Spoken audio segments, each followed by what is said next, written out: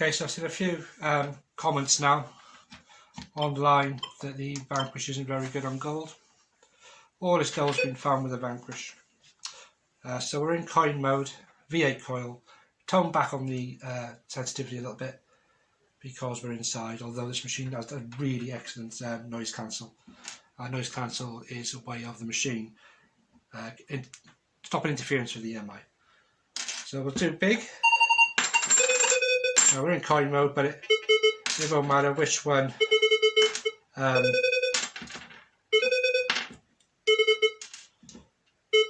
sees all those big to small bits in coin. If I did the same, it'll do the same in relic. If I just drop down to relic, hit all metal, we'll do the small ones. It still sees them. It's not a trick. There you go. But with this small one, this is a 5mm by 5mm piece of ring shank, it's going to report it as iron. If I go back into coin or metal, we get again 1 and 2 on number ID and an iron response. But if I click down to jewellery,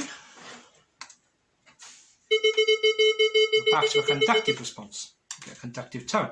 We get T2 tone, not T1.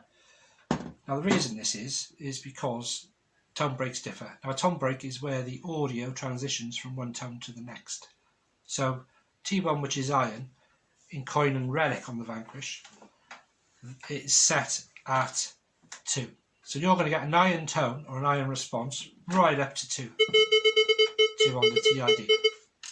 And then from 3, 4, 5 and upwards, you're into your conductive tone range and they change accordingly.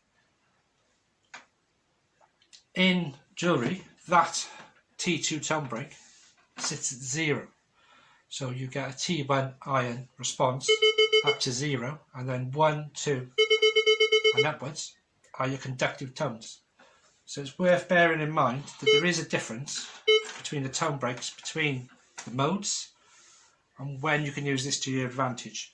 Now if you're in a park and you've got lots of can store, bits of foil that have been mowed up, and jewellery might not be your best idea. Yes, you might get small bits of gold coming as iron, but do you want to dig 800 bits of small alley to find a 5mm by 5mm piece of gold? Some people don't say yes, I like to dig it all, but I mean, there are some locations where you just need to cherry pick. So sometimes it might be better covered into coin or relic and then digging the slightly bigger targets. And as you get into known machines, you can sort of work out through the audio modulation, the size of a target, how deep it is, etc. So it's again worth remembering that tone breaks differ, and although it is an iron, in coin